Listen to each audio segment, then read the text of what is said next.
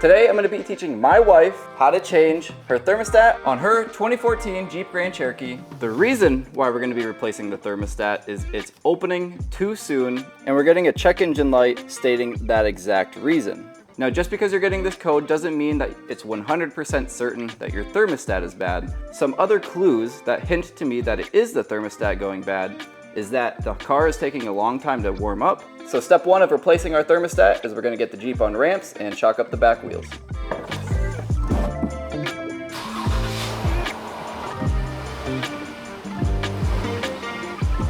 I'm so scared.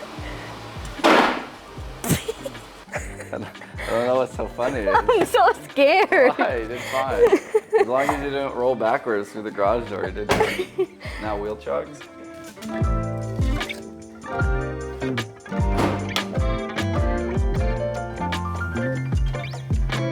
In our case, we already know that the thermostat is underneath this intake here.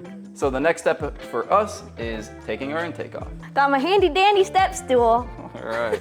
My wife, a little shorter than I am, so when you got your car on these big ramps, sometimes you need a step stool. The first step on taking our lovely intake off is we have a clamp right here. So go ahead and unscrew that clamp or loosen that clamp. Now that your clamp is loose, you can go ahead and pull the hose off of the box here.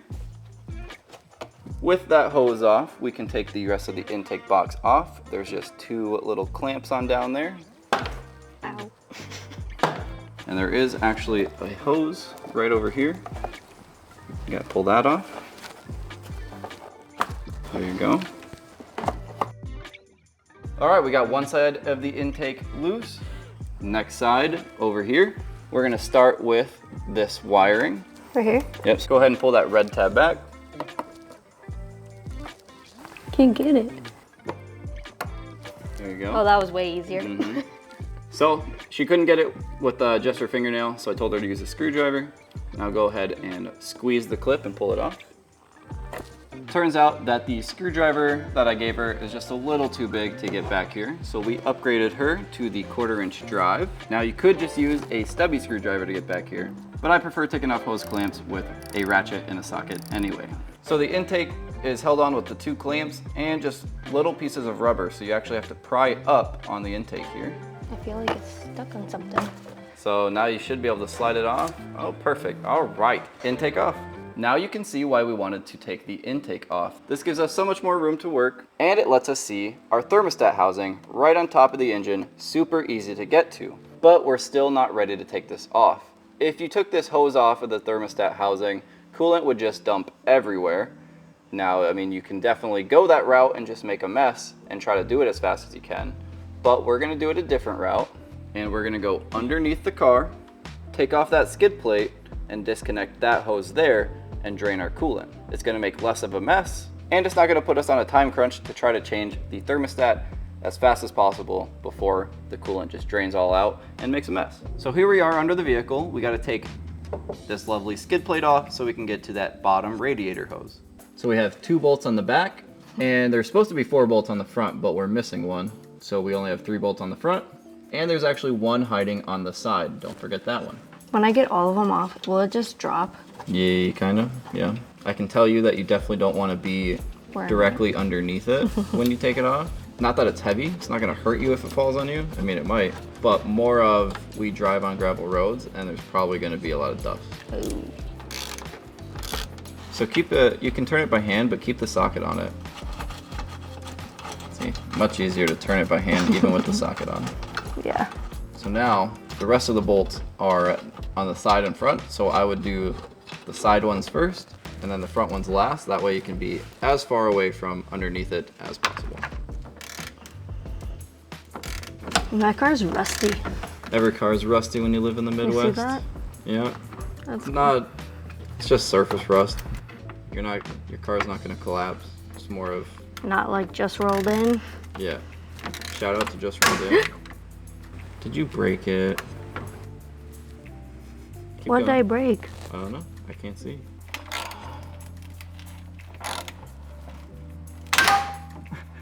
Okay, come do the front one. My arms are falling asleep. One day I'll let you use power tools. I don't know how you do this. Power tools. Oh, that makes sense. Most people in how-to videos don't use power tools because, Not everybody has one. yeah, just like if you're looking up how to do a thermostat, you're probably new to cars and you probably don't have thousands of dollars of power tools. Yeah. You have thousands of dollars of power tools? Amen. Damn. And one day I'll let you use them. So unfortunately, the side bolts were so rusted that it broke the clip. So I'm gonna pause the camera and we're gonna get these side clips off. Well, we got the skid plate off and that ended up taking quite the turn for an easy job. The screws holding the skid plate on from the side were actually so rusty that it ended up breaking the clip and just spinning in place. So even though this is a teaching my wife episode, I did end up cutting these bolts for her. But now with that skid plate off, we can see the ground and we can finally take off that lower radiator hose. Now my wife gets to experience the best part of working on cars, and that is draining coolant and having it just cover you and the floor. It's the best feeling ever. Are you ready? No. All right, perfect. This is a pretty common tool that everyone should have in their toolbox, hence why I grabbed it. There are specific pliers you can buy for hose clamps like this, but in this case we're gonna use this. You can adjust these by opening them, sliding this jaw down, and then when you put them back together, now when you squeeze all the way, it'll leave this gap here. Why would you want the gap though? You can put more power or you can squeeze easier with your hand closed.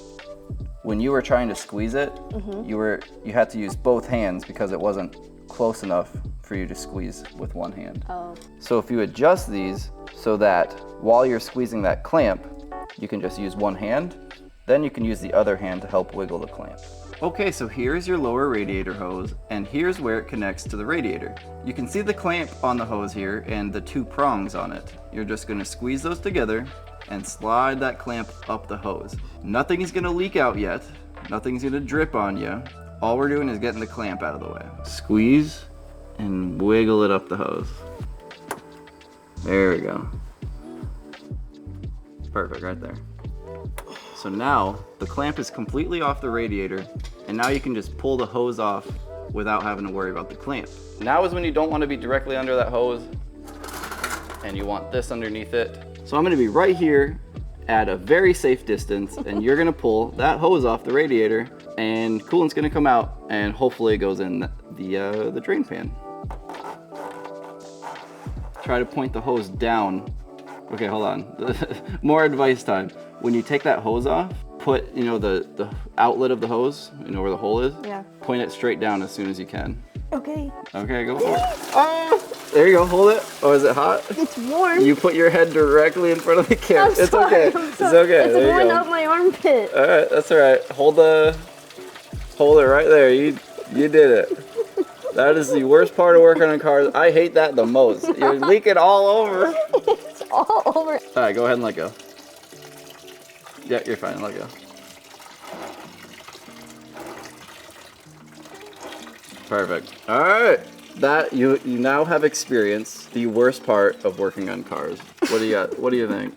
It's warm. It's warm. Kinda Yeah, gross. we let the car cool down for like 3 hours, but coolant takes forever to cool down. All right, yeah, let's go wash up. What if I told you there's a better way to do this? Sometimes radiators have like a little drain valve on them on the bottom, and it makes way less of a mess, but it also takes like 300 times longer to drain the coolant out. Because it comes out slower. Because it comes out super slow. I feel like now's a good time to mention this, but you could also remove the cap from the radiator. That's probably a good idea. Yep, forgot to do that first. But you won't, because now you know. Oh, it feels so gross on my hand. It's slimy, isn't it? Yeah. That is the worst part about coolant, is it's just slimy, and that feeling will never go away. Oh, great. You'll shower and wash your hands like 10 times before you'll get rid of that feeling. Oh, great. Gross. But now that we have our coolant drained, we're gonna make much less of a mess up top here when we take off our thermostat housing. Now, this is actually the first time I've ever seen this, but in the case of this engine, the thermostat actually comes with the housing when you buy it.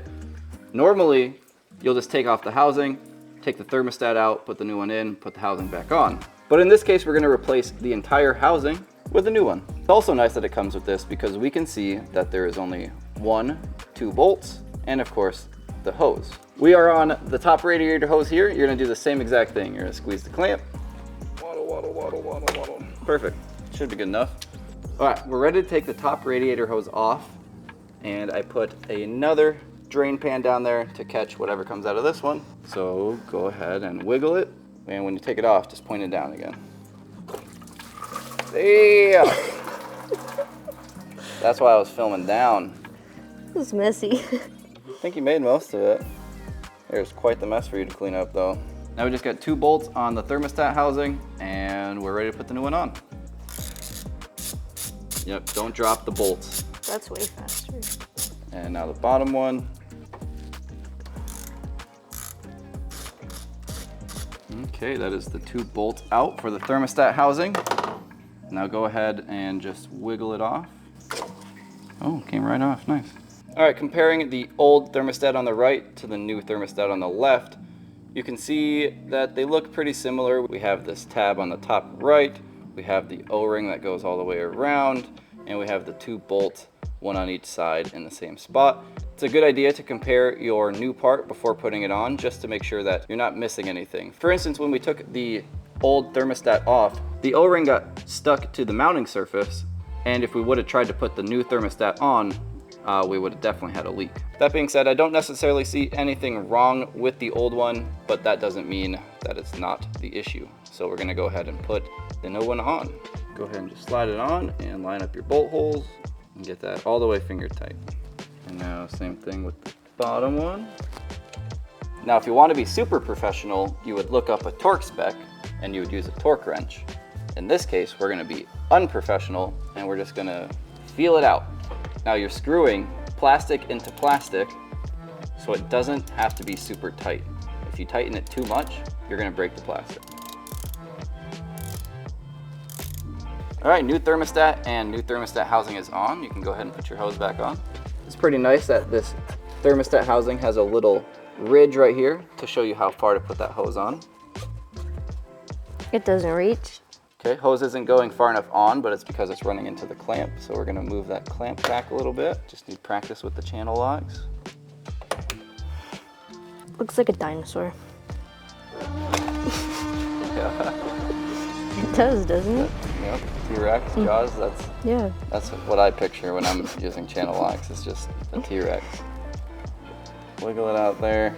That's good. Now slide it all the way on. Boom. Okay, now we got the hose all the way on, and we just do the opposite, and we squeeze the clamp, and we put it, you can just slide it right back to where it was imprinted before. Yep, yep. You did it. Oh, too far. Ooh. Right Ooh. there. Perfect. Woo. All right, top radiator hose back on, and now we just go down there and do the lower. Do we need to clean up that mess? Oops. So yeah, the floor is covered in coolant, so you can either lay in the coolant or clean the coolant. Probably not laying it. Here's your T-Rex. Get that in there. All right, go ahead and put that lower radiator hose back on. Right there, line it up with that old imprint. Boom. And now well, I guess we're not done with underneath the car. We still have to do the skid plate. But we're done with the radiator. Now, filling your car with coolant is actually a very important process. If you have any air bubbles in your system, it can cause overheating. So you want a funnel like this. It doesn't necessarily have to be Eastwood. It can be an Amazon one if you want, although I do recommend Eastwood. It's a good brand. So go ahead and open this box, and we're gonna need the right adapter for your radiator and the funnel itself. So go ahead and just dump that in the box, and I'll hold that. And we need to find which one of these fits onto here. An easy way to find out which one you need is to look at your radiator cap. In this case, these look pretty similar, so let's try it out. So you gotta push down and screw on. Perfect. Give it a slap, say that ain't going anywhere, and then it'll be the truth. Now you just slide the funnel onto your adapter piece, press it in, make sure it's not gonna leak coolant anywhere. And now you're just gonna go ahead and dump that into there. I have to lift that up? Oh, that's the perfect reaction. I have to lift that up? Yep, you're gonna lift that up and pour it in. And step on my handy dandy stool and pour it in? Correct. Got it. Pretty tricky. Nice and big and awkward and heavy. I'm gonna make And more just of a don't mess. spill. Yeah. You spilled already. I'm gonna step back and you're gonna pour. Just pour it all in there. You're gonna pour it in there, just make sure it doesn't overflow. Actually, so start by pouring a little bit in there and then we'll check for leaks. Oh boy. Don't use the funnel as a, it doesn't hold very much. Pour more in there. A little bit more. Fill up the funnel. You said check for leaks. Yep, now stop. All right, coolant going in, and let's check that bottom radiator hose, make sure it's not leaking. Nothing yet. Okay, we stopped and checked for leaks. We didn't see any, so we're gonna keep on filling.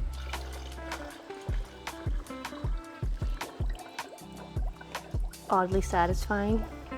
ASMR. ASMR, let's get up in there.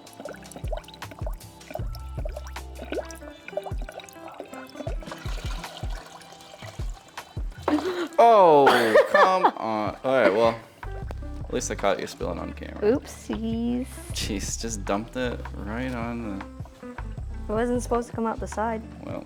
All right, so we have coolant left in our funnel here. That's good. That means that most everything is full. Now, we still have to get rid of our air bubbles. So to get rid of our air bubbles, we have to run our engine until it gets all the way up to operating temp and our thermostat opens. This is good for a couple of reasons. One, we need to test our thermostat anyway to make sure that the new one we put in is good. And two, it'll help us check for leaks. Three, we need to do it to get the air bubbles out. And while the engine's running, you're gonna leave this funnel here and you're going to fill the funnel up. The reason why these funnels are so nice is that this coolant becomes the highest point in your engine and it helps push all of the air bubbles out. So while the engine's running, you'll actually see air bubbles coming up through this funnel. All right, so our car is running and the first thing we're gonna do is check for leaks. And we can see our thermostat not leaking and our upper radiator hose is not leaking as well. And same thing with our lower radiator hose.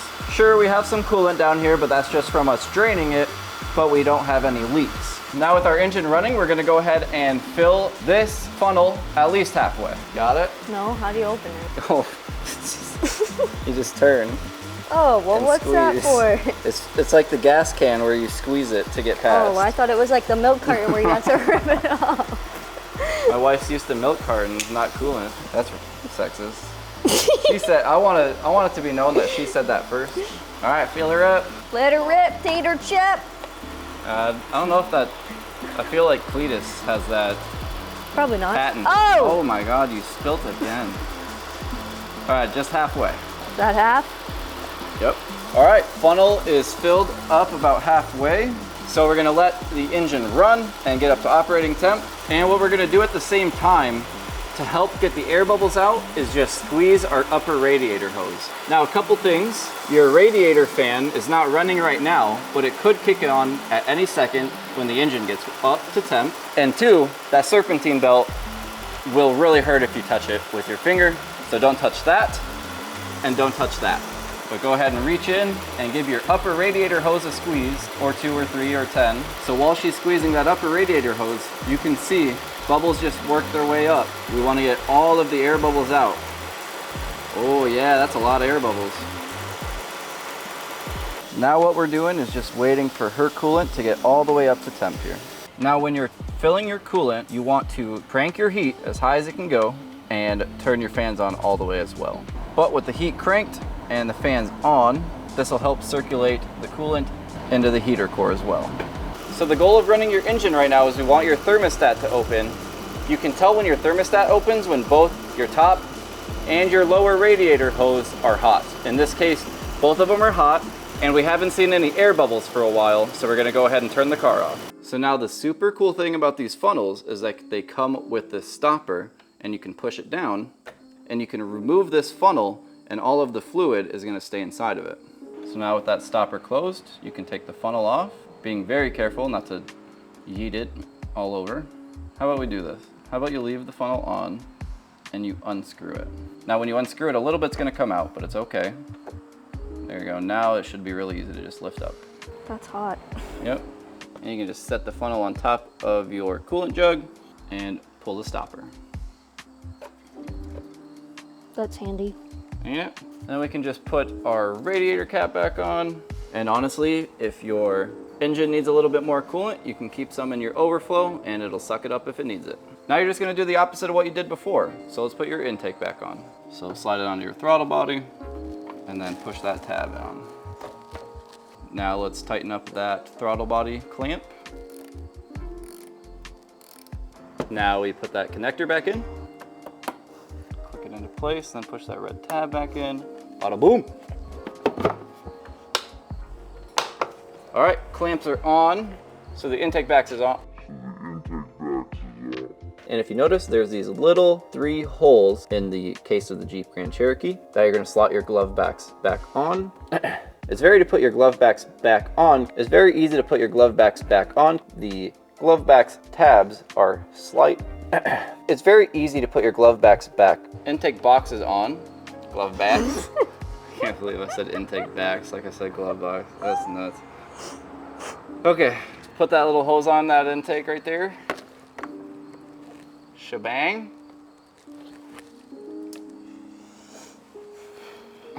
Now tighten that clamp. Okay, that is our intake back on. All we have to do to wrap this job up is put the skid plate back on and get it off the ramps. While you get the skid plate on, let's get a post thermostat interview. All right, now I need you to put that bolt in, but make eye contact with the camera. I can't find a... How am I supposed to do a post? Oh, good. All right. What was your favorite part of doing a thermostat? Hanging out with you. Oh, that just touch my heart. Why don't you? Okay, now let's get a real answer. What was your least favorite part? My arm's falling asleep. Your arm? Still? Yeah, that's the worst part. Not even the coolant? No. Just drenching your arm and running down your armpit? No, The worst part is holding your arms above your head to tighten these bolts? Yes. Well, I had to do it multiple times. That's interesting. Not what I would have guessed, to be honest. Obviously, the coolant was gross. Like Slimy. It was slimy, yeah. I wasn't expecting it. At first, it didn't. Isn't it? It's weird, isn't it? It's like a liquid that just... Like at first, I didn't think it was slimy, but like the longer it sat on my arm, It just never goes away, right? yeah. Just, you get it on your hand and you'll feel it for a day or two. Yeah, Great. it's still there. Yep. What did you learn?